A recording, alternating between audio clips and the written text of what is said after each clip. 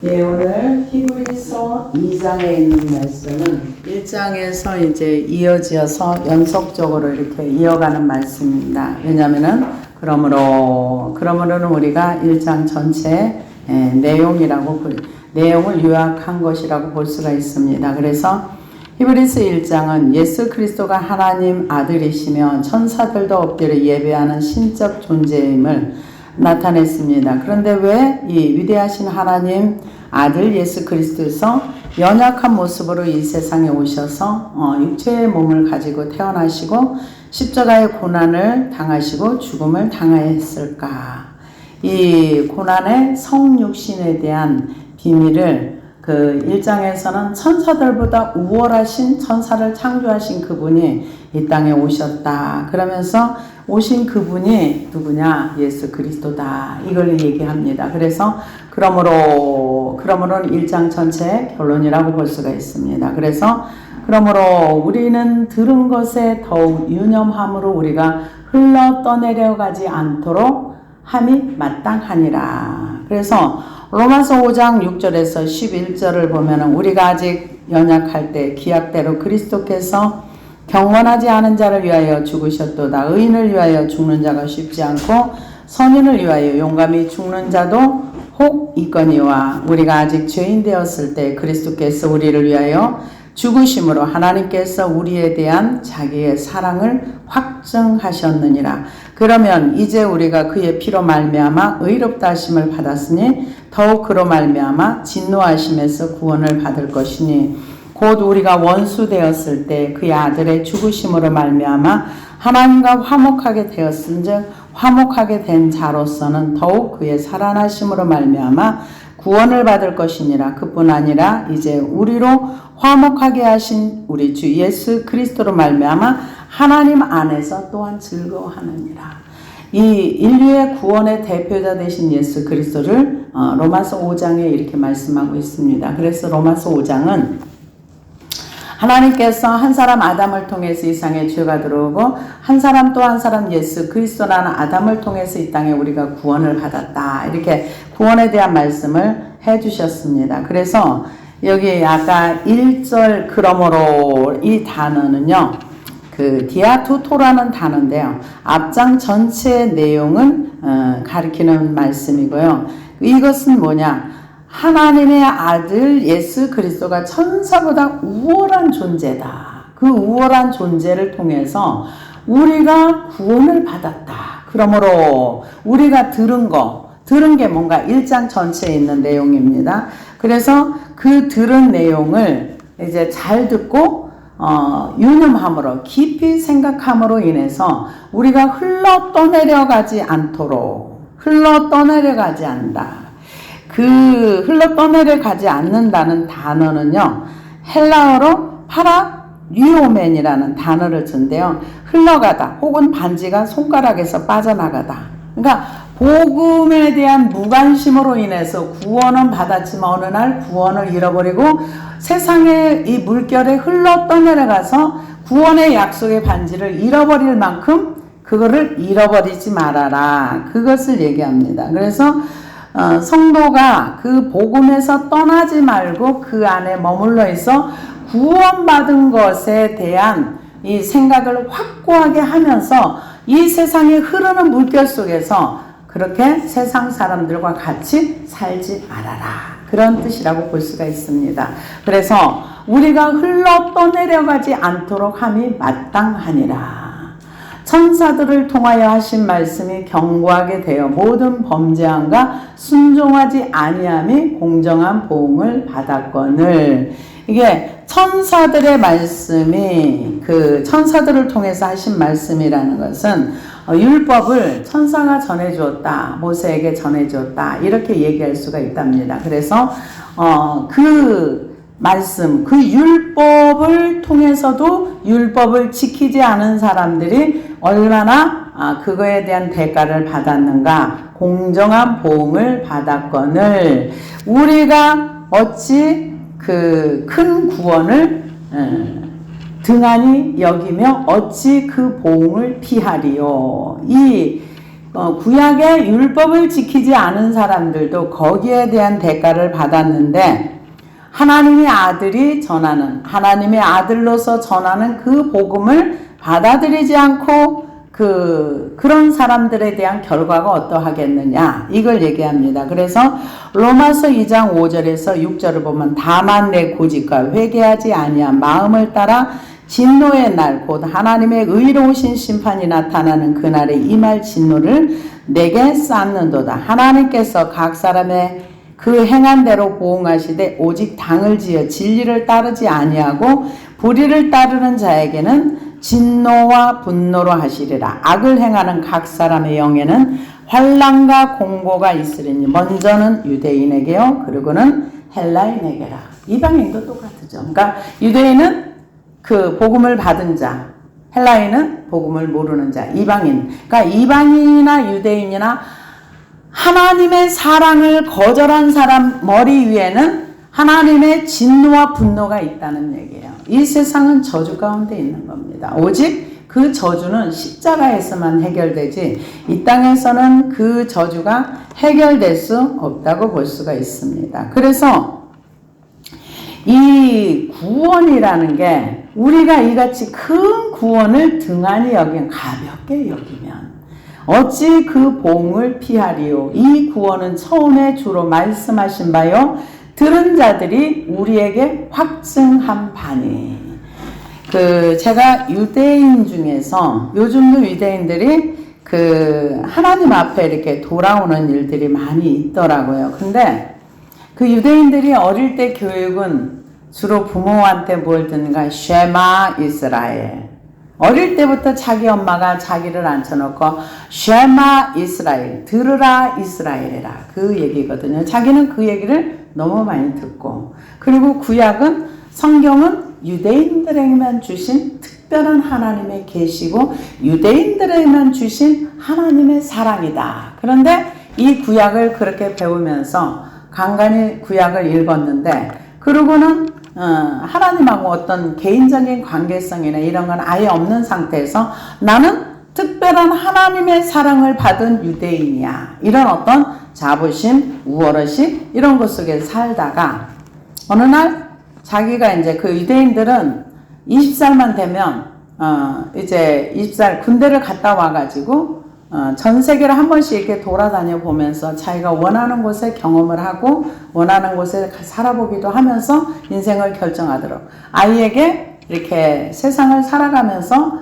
자기가 무엇을 찾아 살 것인가를 생각하고 경험할 수 있는 좋은 그런 게 있더라고요. 그래서 그분도 이제 그렇게 했는데 자기가 스페인에서 태어나서 그쪽에서 이렇게 살고 이제 그쪽에 이제 스페인에 사는 유대인 계통에 또 이제 아버지는 다른 나라인 것 같아요.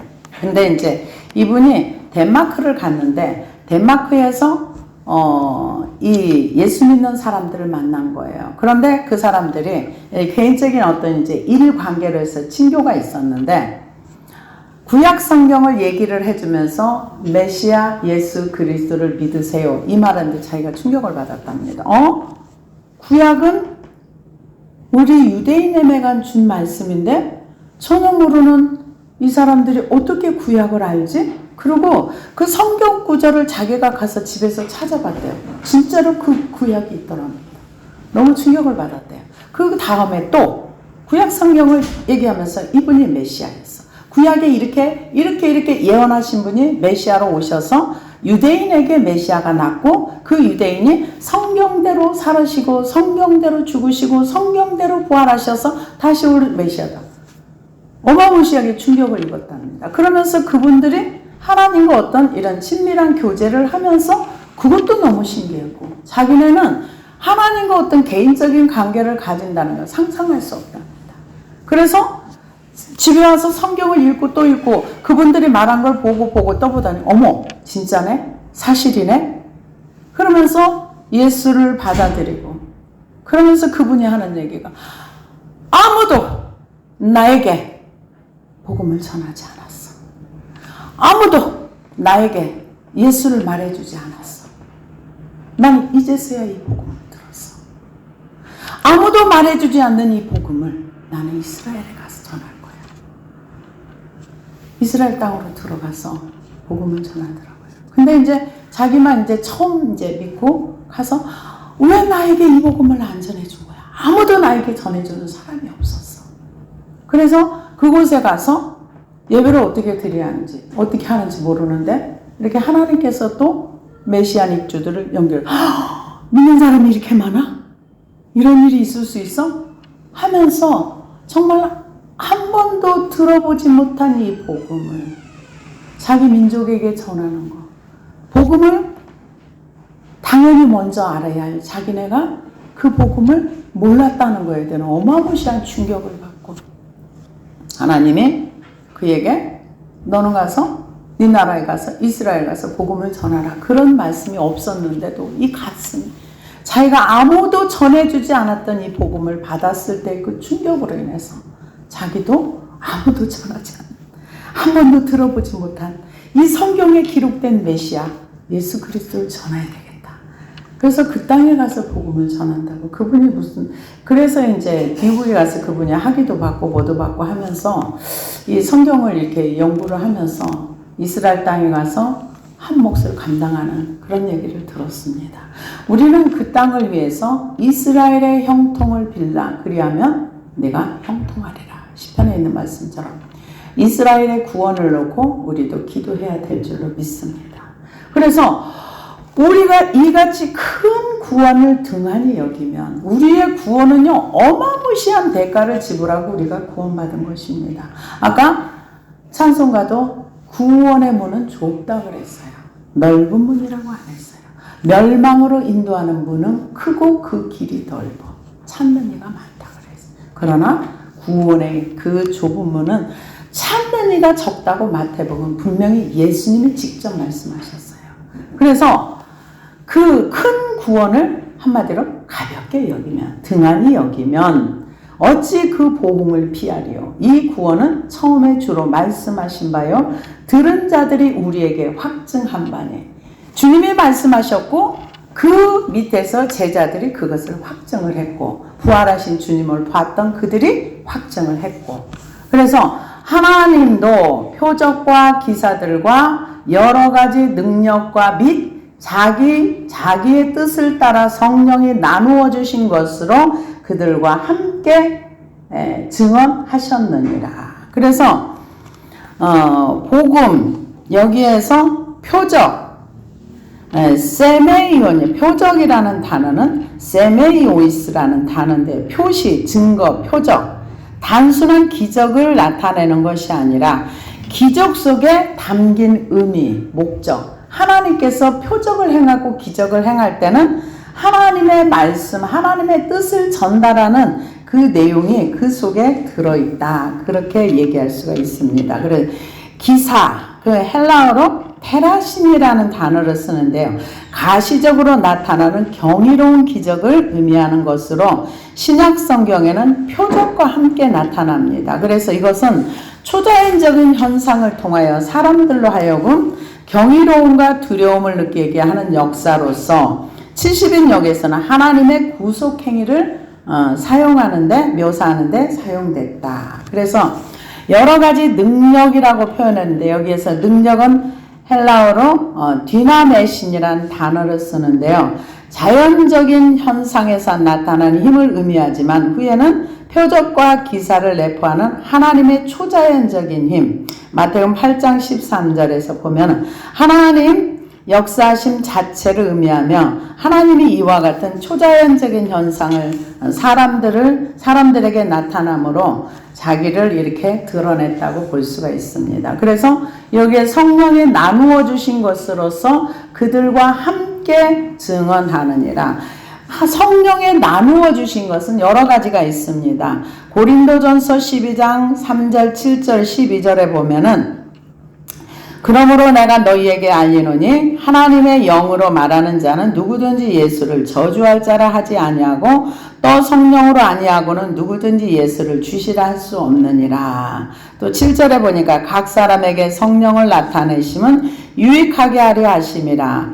이 모든 일은 같은 한 성령이 행하사 그의 뜻대로 각 사람에게 나누어 주시는 것이니라. 그러니까 은사는요. 하나님께서 은사를 선물이다 이렇게 표현했는데 그 은사와 은혜는 조금 그 한 성령님이 주시는 건데 은혜는 하나님을 향하여 가는 어떤 그 말씀 쪽에 이런 용서하고 하나님이 우리를 받아주시고 그래서 은사가 하나도 없어도 구원받고 천국 가는 데는 전혀 지장이 없습니다. 은혜로서 얼마든지 천국 갈 수 있습니다. 은사가 있으면 그 은사를 통해서 하나님을 이렇게 능력과 표적과 기사를 드러낼 수 있습니다.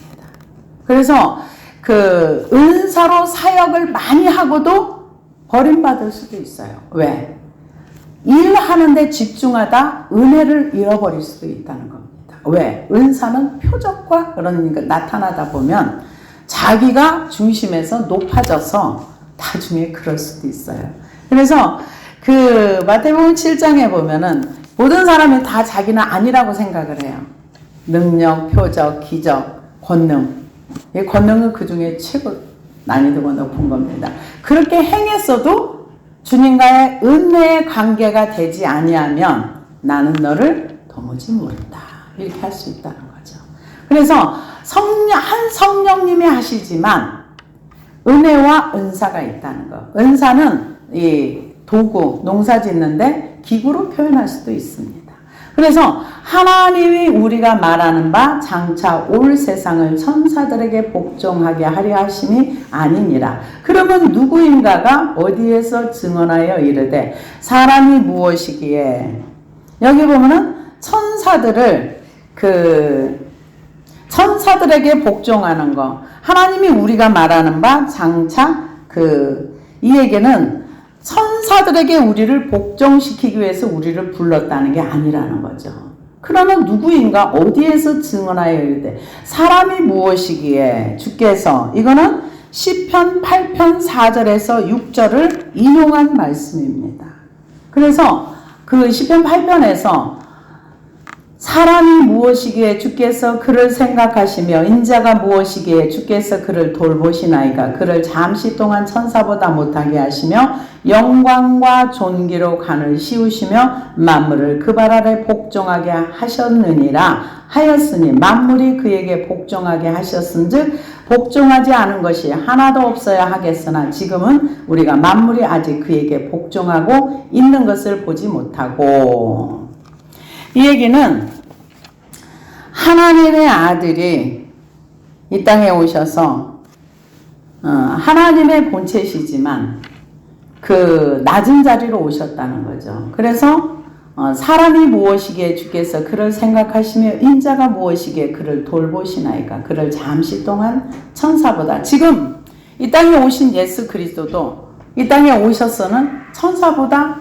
연약한 존재 사람의 육체를 입으셨기에 연약한 존재. 그래, 그렇게 오셨다. 이렇게 얘기를 합니다. 그래서 빌립보서 2장 6절 8절 보면 그는 근본 하나님의 본체시나 하나님과 동등됨을 취할 것으로 여기지 아니하시고 오히려 자기를 비워 종의 형체를 가지사 사람들과 같이 되셨고 사람의 모양으로 나타나사 자기를 낮추시고 죽기까지 복종하셨으니 곧 십자가에 죽으심이라. 이게 천사보다 못한 사람의 형상으로 이 땅에 내려오셨다는 거죠. 천사보다 못하게 하시며 영광과 존귀로 관을 씌우시며 만물을 그 발 아래 복종하게 하셨느니라. 근데 만물이 복종된 걸 한 번도 우리가 본 적이 없다. 지금 그걸 얘기합니다. 하였으나 만물이 그에게 복종하게 하셨으니 복종하지 않은 것이 하나도 없어야 하겠으나 지금 우리가 만물이 아직 그에게 복종하게 하는 것을 하고 있는 것을 보지 못하고 예수님 앞에 지금 만물이 우리 눈앞에 복종하게 하는 것을 못 본다는 거죠. 이거 언제 볼 수 있습니까? 예수님이 재림하시고 나면.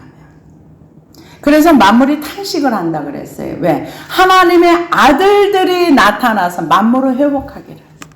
인간이 죄를 지으면 만물이 같이 저주를 받기 때문에 만물들이 탄식을 합니다. 왜? 인간의 죄를 지으면 만물이 같이 땅이 저주를 받고 계속 저주가 임하기 때문에 죄가 있는 곳에 하나님의 저주가 임합니다. 근데 사람들이 죄가 저주와 연결되어 있다는 생각을 안 해요. 누군가가 저주를 해야만 그 저주가 있다고 생각. 아니요. 죄가 있는 곳에는 하나님의 진노와 저주와 하나님의 분노가 있다는 것을 잊어버리시면 안 됩니다. 그래서 아직은 천사들이 만물이 아직 그에게 복종하고 있는 거 우린 눈으로 보지 못한다는 거죠. 그래서 오직 우리가 천사들보다 잠시 동안 못하게 하심 입은 자 곧 죽음의 고난을 받으심으로 말미암아 영광과 존귀로 관을 쓰신 예수를 보니 이 말씀은 예수 그리스도를 얘기합니다. 천사보다 잠시 동안 못하게 천사보다 낮은 자리로 내려오셨어요. 왜? 아까 빌립보서 2장 6절에 7절 말씀 보니까 천사보다 못하게 그 사람의 형상을 하고 오셨다는 거죠. 그래서 고난을 받으시고 천사보다 잠시 동안 못하게 하심을 입은 자 곧 죽음의 고난을 받으심으로 말미암아 영광과 존귀로 관을 쓰신 예수를 보니 이를 행하심은 하나님의 은혜로 말미암아 모든 사람을 위하여 죽음을 맛보려 하심이라. 그 하나님이 인간의 육체를 입고 오신 이유는 모든 사람을 위하여서 오셨다. 죽음을 맛보고 죽음하고 상관없으신 분이 십자가에 죽으셨다 그 얘기입니다. 그러므로 만물이 그를 위하고 또한 그로 말미암으니가 많은 아들들을 이끌어 영광에 들어가게 하시는 일에 그들의 구원의 창시자를 고난을 통하여 온전하게 하심이 합당하도다. 구원은 누가 만들었느냐? 하나님의 작품이라는 거죠. 하나님이 아들 예수 그리스도를 하나님이신 그분이 이 땅에 내려오셔서 이 땅에서 그 사람의 형상을 입으시고 사람들과 같이 되었고 사람들을 구원하시게 구원의 창시자가 되었다는 거죠. 그런데 요즘은 종교다원주의가 돼가지고 예수 이외에도 아무나 자기 종교에서 구원이 있다. 이거는 100% 거짓말입니다. 오직 구원을 만드신 분은 하나님밖에 안 계십니다. 그들의 신과 우리가 섬기는 하나님이 다른 하나님이십니다. 같은 하나님이면 같은 말을 합니다. 그런데 그들의 신과 모든 다른 종교에도 그러면서 비유로 뭐라고 하냐? 남산 꼭대기로 올라가는데 동쪽으로 올라가도 되고 서쪽으로 올라가도 되고 남쪽으로 올라가도 되고 북쪽으로 샛길로 가도 되고 어디 그거는 남산은 올라가는 데 해당하는 얘기죠. 구원의 창시자 되신 하나님 예수 그리스도 성령님의 삼위 하나님께서 함께 만들어 놓으신 그 구원의 길 외에는 다른 길이 없습니다. 이런 얘기를 하면 이제 앞으로는 어쩌면 감옥 가는 일이 있을 수도 있습니다. 왜? 이런 얘기 못하게 앞으로는 법이 만들어질 수도 있습니다. 그러면서 여기 뭐라고 얘기합니다. 구원의 창시자를 고난을 통하여 온전하게 하심이 합당하도다. 근데 그 구원을 어떻게 이루었는가? 고난을 통해서 이루었다는 거죠. 거룩하게 하시는 이와 거룩하게 함을 입은 자들이 다 한 근원에서 난지라. 거룩하게 하시는 이 하나님 존재 자체는 거룩하신 분입니다. 근데 거룩함을 입은 자들이 어디서 나왔는가? 하나님을 통해서 물과 성령으로 거듭났다. 우리의 구원받은 것은 세상의 어떤 돈이나 힘이나 그 무엇으로 구원받은 것이 아니라 하나님의 말씀을 순종하고 복종할 때 구원이 이루어지는 것입니다. 그래서 빌립보서에 보면 두렵고 떨림으로 너희 구원을 이루라. 그러면서 구원을 이루는 것은 말씀을 복종할 때 가능하다. 왜? 이스라엘 백성이 죽음의 사자가 지나갈 때 6월절 어린 양의 피를 덮었을 때 그 피 때문에 그 천사가 죽음의 천사가 지나간 것처럼 우리가 그 구원의 근원이 어디서 났느냐? 하나님으로부터 왔다. 이 말씀을 순종하고 예수를 믿어라. 아멘. 믿을 때 그게 구원의 시작인 것입니다.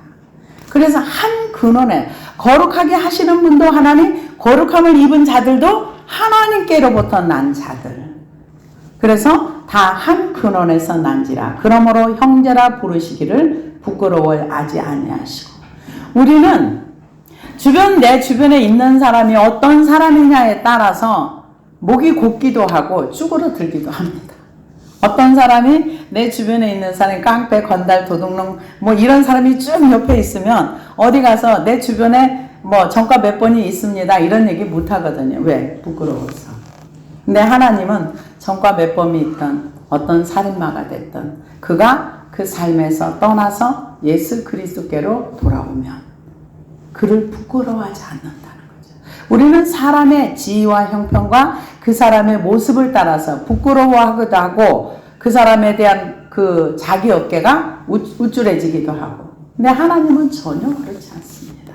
우리가 이 땅에서 찌그러졌던 비틀어졌던 왜곡되었던 어찌되었던 그 상태로 하나님께 나와서 구원을 받으면 이제 구원받고 나서 그 찌그러지고 쪼그라들고 이상한 것들은 십자가에 다 죽여버리고 그리스도 안에 그 거룩함에서 난 새 사람을 입고 새롭게 변화되어 가면 저는 옛날에 저는 이런 말씀의 세계를 잘 몰라서 이걸 고친다고 생각해요. 고치는 게 아니더라고요. 그거는 찌그러진 거는 그냥 십자가에 죽여버리고 그리고 쪼그라든 것도 죽여버리고 그리스도 안에 새로운 피조물이 믿음으로 성장해 가더라고요. 그걸 고치는 게 아니더라고요. 안 고칩니다. 하나님은 버려버리고 새롭게 어디서 한 근원에서 나왔어요. 그 나온 곳이 어딘가? 예수 그리스도 하나님에게서 나온 새 사람을 얘기합니다.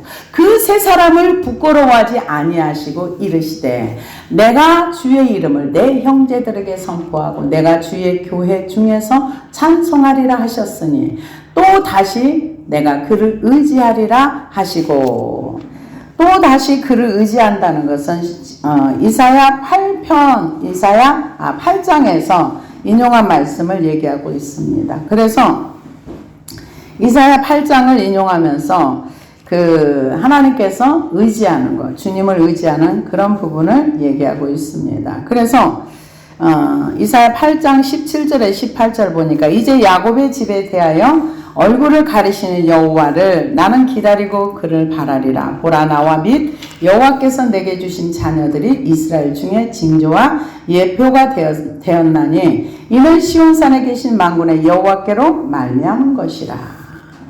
그래서 이 구원을 선포하고 하나님을 의지합니다. 그래서 볼지어다 나와 및 하나님께서 내게 주신 자녀라 하셨으니 이게 이사야 8장 그 말씀을 인용해서 얘기한 겁니다. 그래서 자녀들은 혈과 육에 속하였음에 그도 또한 같은 모양으로 혈과 육을 함께 지니심은 죽음을 통하여 죽음의 세력을 잡은 자 곧 마귀를 멸하시며 하나님께서 이 땅에 육체를 입고 오신 이유는 하나님의 자녀들이 혈과 육에 속했기 때문에 예수 그리스도께서도 이 땅에 혈과 육의 사람과 똑같은 모양을 하고 오셨다. 그렇게 얘기합니다. 사람들은 이 죽음에 잡혀 있는 거예요.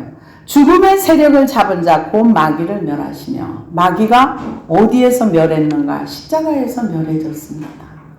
십자가에서 죽은 마귀는 지금 그 머리가 상하게 됐어요. 근데 아직도 활동하고 있어요.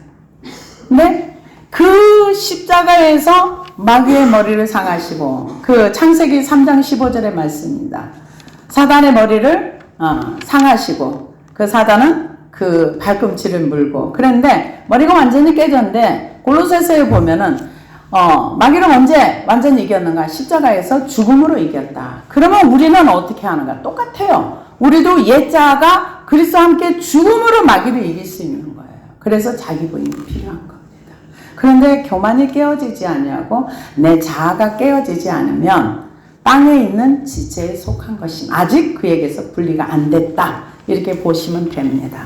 그래서 여기 보니까 죽음의 세력을 잡은 자 곧 마귀를 멸하시며 이 얘기는 이 세상에서 우리를 협박하는 것은 죽음밖에 없습니다. 그래서 순교하신 분들을 보면은 죽음으로 그를 협박하면서 예수 그리스도를 부인하라고 얘기해요. 그런데 많은 사람들이 화형을 당해도 목에 칼이 들어와도 어떤 순교를 해도 이 죽음을 두려워하지 않고 아버지 품 안에 들어가는 걸 봅니다.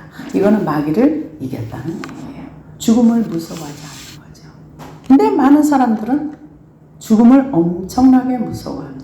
코로나가 왜 무서워요? 죽을까 봐 무서운 거죠. 그래서 마귀를 멸하시며 또 죽기를 무서워함으로 한평생 매어 종노릇하는 모든 자를 놓아주려 하심이니 이는 확실히 천사들을 붙들어 주려 하심이 아니요 오직 아브라함의 자손을 붙들어 주려 하심이라. 하나님께서 이 땅에 오셔서 죽음에 매여서 죽음에서 벗어나지 못하는 사람들을 살리기 위해서 오셨는데, 그거는 천사를 위해서 이 땅에 오셨다는 게 아니죠. 우리가 베드로서에 보면은 하나님이 범죄한 천사들을 용서하지 않았다 그랬어요. 근데 우리는 용서해 주셨어요. 용서받지 못한 천사들이 인간들을 보면 얼마나 우라통이 터지고 속이 터지겠습니까? 우리는 천상을 경험하지 못한 사람들. 이 사탄들은 천상을 경험해서 천상이 자기 고향이에요. 근데 돌아갈 수 없는 고향이 되버린 거죠. 근데 죄지은 인간을 향해서는 아들을 보내주셨는데 천사를 위해서는 아들을 주지 않았습니다. 여기 지금 그거 얘기합니다. 이는 확실히 천사들을 붙들어 주려 하심이 아니요 오직 아브라함의 자손을 붙들어 주려 하심이라. 물론 아브라함의 자손은 현재 이스라엘 유대인입니다. 그러나 갈라디아에서 보면 우리는 영적 이스라엘이다. 이렇게 아브라함의 믿음의 후손이다. 이렇게 표현을 했습니다.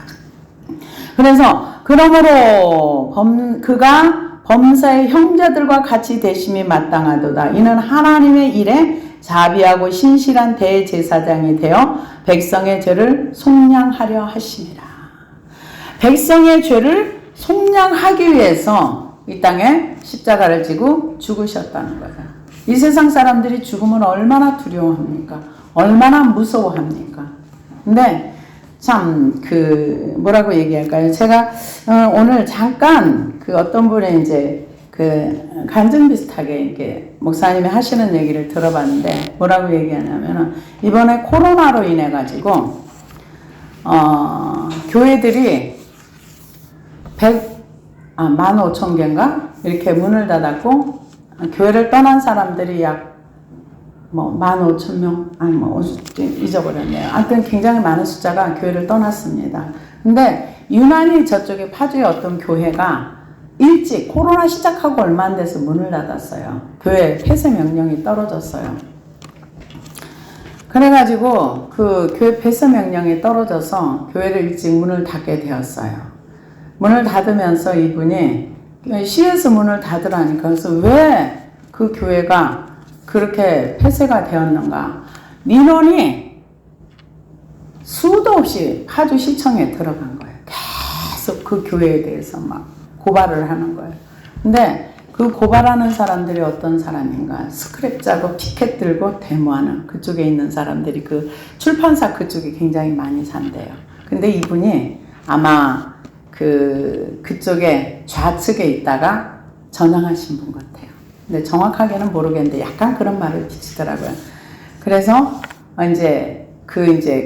이 좌측 사람들에 대한 막 비난을 계속 하면서 깨어나라고 계속 얘기를 하니까 심히 불편한. 그래서 주민들이 그 지역에 있는 사람들이 계속 민원을 넣어가지고 문을 닫게 됐대요. 그래가지고 문을 닫았는데 그러면 그 교회가 예배를 안 드렸는가? 이게 본인이 이제 얘기한 거니까 제가 말씀드릴게요. 예배는 한 번도 빠진 적이 없었다. 예배 다 드렸다. 예배 다 드리고 나중에 문재인 대통령 고발장 넣고 총리 고발장 넣고 그리고 그래서 해가지고 고발장 계속 넣고 그러고 나서 이제 공무원들이 계속 찾아오고 그래가지고 이분이 하도 와서 공무원들이 괴롭히면서 문을 닫았는데도 와서 괴롭혀서 그래서 한날은 또 와서 자기네들 이제 예배당은 폐쇄되고 아마 다른 이제 어디서 예배를 드렸는데 거기 와서 이게 보여주길래 그랬답니다.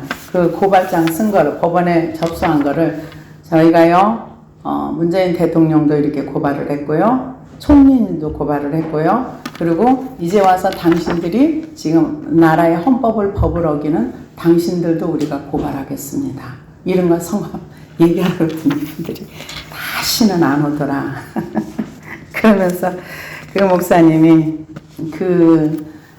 말씀을 하면서 모든 사람들이 코로나를 무서워하고 이번에 폐쇄되는 걸 무서워하고 하면서 문을 닫은 사람은 닫았고요. 그러면서 막 우시더라고요. 너무 마음이 좀 이렇게 힘든다. 그러면서 왜 마음이 힘들까요? 구원의 복음이 정확하게 그분들에게 들어갔더라면 교회가 문을 닫아도 성도는 예수님을 떠날 수가 없습니다. 예배당은 문을 닫아도 성도는 예수를 떠날 수가 없어요. 어떻게 구원자 되신 예수 그리스도를 떠나서 세상으로 나갈 수가 있어요? 생명까지도 버릴 수 있는데 어떻게 떠날 수 있어요? 이번에 보니까 나름대로 다 하나님 앞에 충성하시는 목사님들이 계세요. 나름대로 그렇게 해도 이렇게 예배 드리지 말아라 그러면은 그래 여기서 안 드릴게 그러고 상가들로 가서 예배 드리기도 하고 그러면서 그 불편함을 근데 그렇게 이제 예배당이 폐쇄가 되고 그렇게 했는데 그러면 성도들이 교회를 떠나야 되는데 한 사람도 떠난 사람이 없이 여기서 예배 드리면 일로 오고 저기서 예배 드리면 여기 오고 그래서 한 사람도 이제 어떤 교회는 그렇게 이 예배를 드리지 말라고 했는데도 한 사람도 계속 드렸대요. 밥에 먹지 말라고 했는데 자기는 2,000명 되는 밥 다 해먹고 할 것 다 하고 하나님 앞에 자기 목숨을 내놨답니다. 어떤 목사님 같은 경우는 우리 한 교회가 폐쇄되고 문 닫음으로써 목사님들이 이거 뭔 일이 하면서 깨어난다면 우리가 희생하겠습니다. 그러면서 내가 감옥 가겠습니다. 선포하고 그리고 예배 드릴 거 다 드리고 밥 해먹을 거 다 해먹고 그 대신 방역은 철저히 하고 그러면서 나중에 그렇게 했더니 오히려 자기는 예배 드리는데도 뉴스에 굉장히 나왔던 교회들이에요. 이 교회들 방역 잘하고 있다고 자기는 예배 드리고 있는데 이런 얘기를 했다고 하는 걸 보니까 저는 정말 한국교회가 정말 하나님에 대해서 이렇게 마음이 떠났는가 이런 고민도 많이 하고 정말 없는가 이런 생각을 했는데 하나님께서 하나님의 이름을 위하여 하나님의 영광을 위하여 자기가 알고 있는 예수 그리스도를 전파하고 그 예수님을 놓지 않기 위해서 정말로 목숨 내놓고 열심히 하시는 분도 계시더라고요. 그걸 바라보면서 하나님께서 아직도 우리 한국에 성령의 불을 끄지 아니하시고 그래도 하나님을 위해서 목숨을 내놓고 나는 희생하더라도 내가 희생되는 걸 보고 딴 사람들이 다른 목사님들이 깨어났으면 하는 이런 좋은 마음을 가지고 일하시는 걸 보면서 소망이 있다. 나는 완전히 다 정말 한국교회가 다 타협했는가 했더니 그렇지 않았다는 것을 하나님께서 이렇게 확인해 주시니까 눈물 나도록 감사하더라고요. 그래서 여기 뭐라고 얘기합니까? 예수 그리스도의 희생이 헛되면 안 되는 거예요. 한 영혼이라도 지옥 갈 영혼들이 영원한 멸망받을 영혼들이 죄를 속량하려 하신 예수 그리스도의 그 피를 헛되게 하면 안 된다는 거죠. 그가 시험을 받아 고난을 당하셨은즉 시험 받은 자들을 능히 도우실 수 있느니라. 우리의 도움은 사람에게 아닙니다. 오늘 로마서 8장 26절에 있는 말씀처럼 성령의 도우심을 받아서 우리 성자 예수 그리스도께서 하나님 보좌 우편에서 우리를 위해서 기도하시고 성령 하나님께서 우리를 도와주시고 함께 가는 인생길입니다. 우리가 하나님을 인정하고 우리의 삶 속에서 그분을 인정하고 나의 힘든 것도 인정하고 인정하는 게 굉장히 중요해요. 네, 우리는 잘 인정하지 못해요. 나의 연약함도 내가 인정해야 되고 나의 부족함도 인정해야 되고 나의 찌그러진 것도 인정해야 되고 인정을 해야 그것을 가지고 십자가 앞에 나갈 수 있거든요. 나의 누구한테도 내놓기 힘든 그런 부족한 부분도 주님 앞에는 얼마든지 가지고 나갈 수 있거든요. 왜? 그가 시험을 받아 고난을 당하셨은즉 시험 받는 자들을 능히 도우실 수 있느니라. 하나님께서 우리의 연약함도 아신다는 거죠. 왜? 예수님이 육체 가운데 33년의 삶을 살으셨기 때문에 육체 피곤함도 아시고 육체 연약함도 아신다는 거죠. 그런데 우리는 그걸 안 가지고 가는 게 문제예요. 우리가 가장 가까운 사람일수록 나의 가장 연약한 부분을 나눌 수 있어요. 나하고 먼 사람에게 나의 얘기 절대 하지 않습니다. 가깝고 친밀한 사람일수록 나의 속마음을 열어놓는 것처럼 예수님을 이 세상에서 가장 가까운 친밀한 그분으로 하시기를 바랍니다. 기도하시겠습니다.